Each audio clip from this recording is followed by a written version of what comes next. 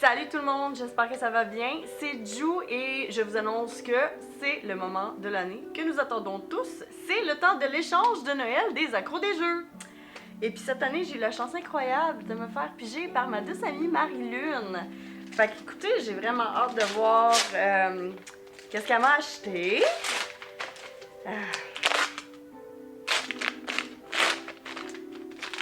Ok, mais Marie, je pensais qu'on était amis.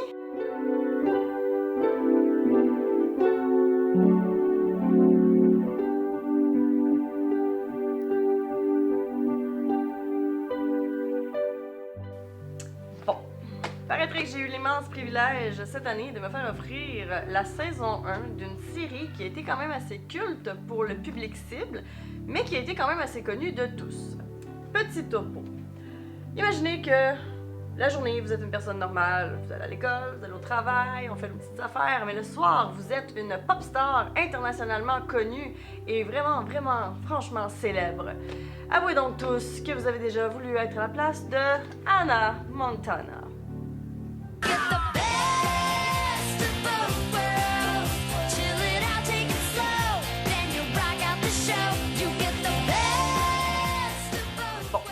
Pas familier avec la série télé. Ben, Hannah Montana, ça raconte la vie trépidante et très normale de Miley Stewart, qui est en fait jouée par Miley Cyrus, qui mène, c'est ça, sa petite vie tranquille. Elle va à l'école, elle a pas des grosses notes, elle a ses petits amis, mais le soir, double identité, perruque à l'affût, let's go.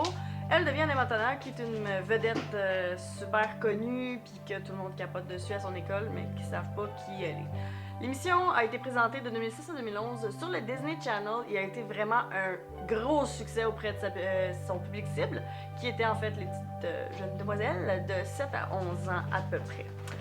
Ça a aussi permis l'ascension fulgurante de Miley Cyrus au top de son vedettariat, mais en même temps, être la fille de Billy Ray Cyrus a dû aider à sa cause.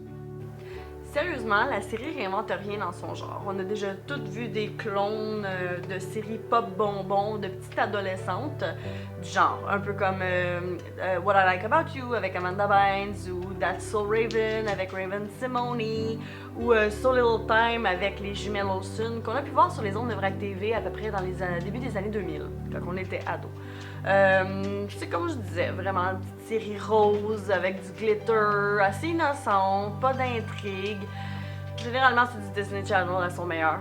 Peu importe ce que c'est le meilleur du Disney Channel.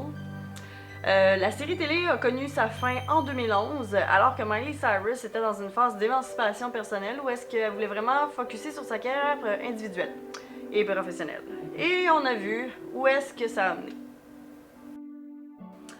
Bon, ben, mon review officiel de la série de la Montana, ben, sincèrement, je veux dire, c'est ni bon ni mauvais. La série fait rien de mal. C'est vraiment juste une petite fille qui vit sa petite vie puis qui finalement est une vedette le soir. Après tout, je veux dire, c'est un peu le but des petites séries de ce genre-là, style Disney Channel, c'est vraiment de vendre du rêve aux petites filles qui écoutent la télé, histoire que quand vient le temps de Noël, ben, ils bombardent leurs parents de demandes de produits dérivés, de chandails d'Hannah Montana, de perruques d'Hannah Montana, de Barbie d'Hannah Montana, puis les CD d'Hannah Montana, puis qui finissent par chanter les chansons dans leur micro improvisé par une brosse de cheveux, histoire qu'ils cassent bien les oreilles à leurs parents. Fait que je veux dire, sincèrement, c'est ni bon ni mauvais. Moi-même, perso, ça m'est arrivé de zapper à la télé, puis que, tu sais, un dimanche après-midi, il y a un épisode d'Hannah Montana, puis fine, je l'ai regardé, je dis pas que j'ai aimé ça, je ferai pas passer à travers la série au complet, désolée Marie. Mais, je veux dire, c'est pas... Pour son public, c'est une série super cute, fait qu'il y a pas grand-chose à dire sur ce point-là. Fait que si vous avez des petites filles, Hannah Montana, histoire qu'on oublie un peu que Miley Cyrus est rendue un petit peu wild sur les bords. Pourquoi pas? C'est donc ce qui conclut ma partie de l'échange de cadeaux des accros des jeux édition 2016. J'aimerais quand même remercier Marie-Lune pour le cadeau quand même assez réfléchi et créatif, disons ça comme ça. Pour ce qui est de moi, eh bien, je passe la POC à mon collègue Adrodem qui se mérite de ma part un jeu que j'ai trouvé sur Steam qui m'a vraiment fait rire mais qui va vraiment mélanger. C'est vraiment bizarre.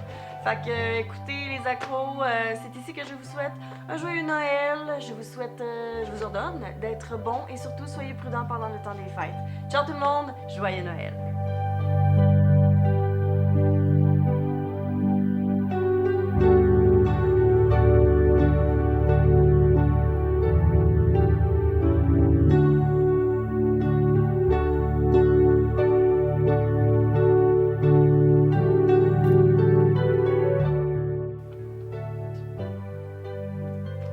Ici. Tiens, tu veux ça? Tiens. Oui, allez, là-bas, bye!